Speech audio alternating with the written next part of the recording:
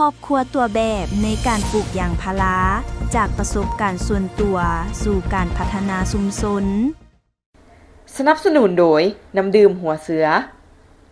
ในกองประชุมใหญ่ผู้แทนองค์คณะพรรคแขวงไซสมบูรณ์ครั้งที่2ที่ไขขึ้นเมื่อบ่ดลมานี้ท่านเน่งย่างกงจีชาวบ้านคอนวัดเมืองล่องซานได้ออกคำเห็นในนามครอบครัวตัวแบบชาวกสิกรผู้ปลูกยางพาราเป็นสินค้าท่านได้แสดงความภาคภูมิใจที่เป็นครอบครัวต่อแบบและสนับสนุนทางบทรายงานการเมืองแผนพัฒนาเศรษฐกิจสังคมของเมืองท่านเน่งย่างกงจีได้เรียนรู้และรับประสบการณ์การปลูกยางพารามาตั้งแต่ปี 1999 ในขณะเฮ็ดเวียกอยู่บริษัทขาเข้าขาโอกที่แขวงหลวงน้ำทาเวลานั้นเห็นแต่คนอื่นเขามีแล้วเกิดความสนใจแล้วไปศึกษาเรียนรู้นำนั่นเป็นจุดเริ่มให้หันมาศึกษาและลงมือปลูกยางพาราเป็นอาชีพบ่เพียงเท่านั้น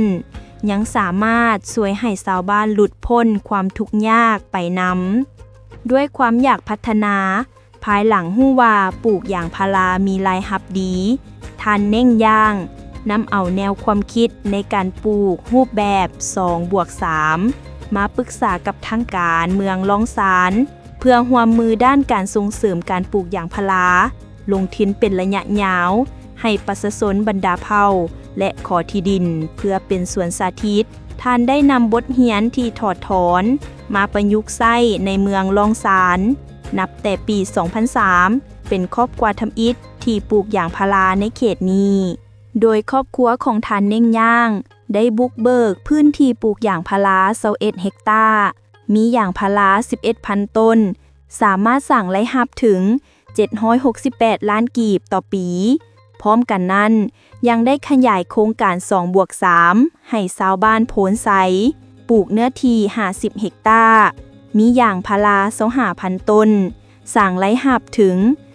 536ล้านกีบต่อปีเห็นว่ายังมีโอกาสไปต่อได้มาฮอดปี 2012 หา 2020 โดยปฏิบัติตามแผนพัฒนาเศรษฐกิจสังคมของเมืองพัฒนาครอบครัวให้มีอยู่มีกินและหลุดพ้นจากครอบครัวทุกข์ยากเทื่อละก้าวนั้นจึงได้นำโครงการปลูกยางพารา 2+3 ไปขยายให้ประชาชนปลูกอยู่แขวงบ่อดิคำไซ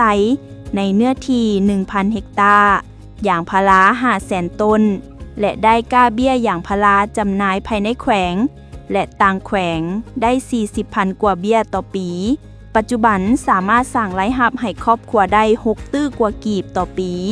ประสบการณ์ของครอบครัวท่านเน่งย่างสะท้อนให้เห็นว่าการปลูกยางพาราบ่เพียงแต่เป็นอาชีพส่วนตัวแต่เป็นอาชีพที่สามารถยกระดับชีวิตของชุมชนได้การประสานร่วมมือระหว่างครอบครัวกับภาครัฐแม่นกระบวนการที่ช่วยเฮ็ดให้โครงการ 2+3 ประสบความสำเร็จอย่างใดก็ตามการปลูกยางพาราก็มีความท้าทายราคาอย่างในตลาดโลกผันผวนต้นทุนสูง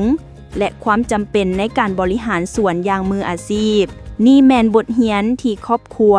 ผู้ปลูกหุ่นใหม่ควรเอาไปพิจารณาเพื่อปรับปรุงและขยายต่อไปหัวเสือก็เป็นฝาสีแดงเพราะน้ำดื่มหัวเสือแจกส้มใหญ่ก้องฝาสีแดงรางวัลใหญ่รถไฟฟ้า BYD Atto 2 จำนวน3รางวัลนอกจากนั้นยังมีรางวัลสายคอค้ำ1สลึงรางวัลเงินสด1ล้านกีบรางวัลดื่มน้ำดื่มหัวเสือฟรีรวมมูลค่ารางวัลหลายกว่า4ตื้อกีบง่ายๆเพียงส่งรหัสกล้องฝา8ตัวเลขไปที่ Facebook Messenger Page Tiger Head แจกรางวัลทุกมื้อผ่านระบบ Messenger และยังลุ้นรางวัลใหญ่ประจำอาทิตย์และประจำเดือนผ่าน Facebook Live ตั้งแต่มื้อนี้จนถึงวันที่30 กันยายน 2025 นี้เท่านั้น